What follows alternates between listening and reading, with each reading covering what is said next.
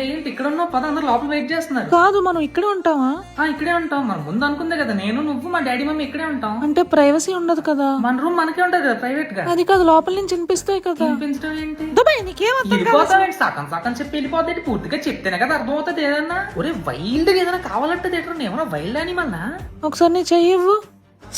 Shock కొట్టిందేంటి? అంటే ఇంతకు ముందు ఎప్పుడు అమ్మాయిలు పట్టుకోలేదు, ఇదే ఫస్ట్ టైం కదా. నిన్నోటి అడగాలి. అడిగి సావు. మా మమ్మీ డాడీ పిల్లల గురించి అడుగుతున్నారు. అవును, మా మమ్మీ డాడీ వాళ్ళు కూడా అడుగుతున్నారు. అవునా? అదే కదా చెప్తున్నాను. చేసేద్దాం. ఏం చేసేద్దాం? అదే పిల్లలు కనేద్దాం అంటున్నాను. ఎలా కనాలో తెలుసా? తెలీదు. రే బోకు, అసలు నీకేం తెలుసా? ఇంక మీ అమ్మ బాబులు నేను అడగరా, చెప్తాను నీ ప్రాసెస్ అంతా. ఏంటి బానే ఉంది, అడుగుస్తున్నాను. కళ్ళు ఎక్కడ పెట్టుకుని నడుస్తున్నావు? కళ్ళు దొబ్బే నీకు. పిచ్చి పిచ్చుకుందా నువ్వు? మా ఆయన కొద్ది మా ఆయన తిడతావేంటి? నోరు మూసుకొని సారీ చెప్పు. సారీ భయ్యా.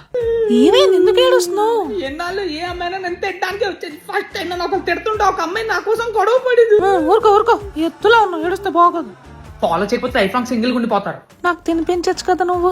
చిన్నప్పటి నుంచి మీ అమ్మ బాబు నీకు తినడం నేర్పించలేదేటి? నీ చేతులు ఉన్నాక చేతో తిను, అది పోతా ఏటి? అసలు వీళ్ళ అమ్మ బాబు నాన్న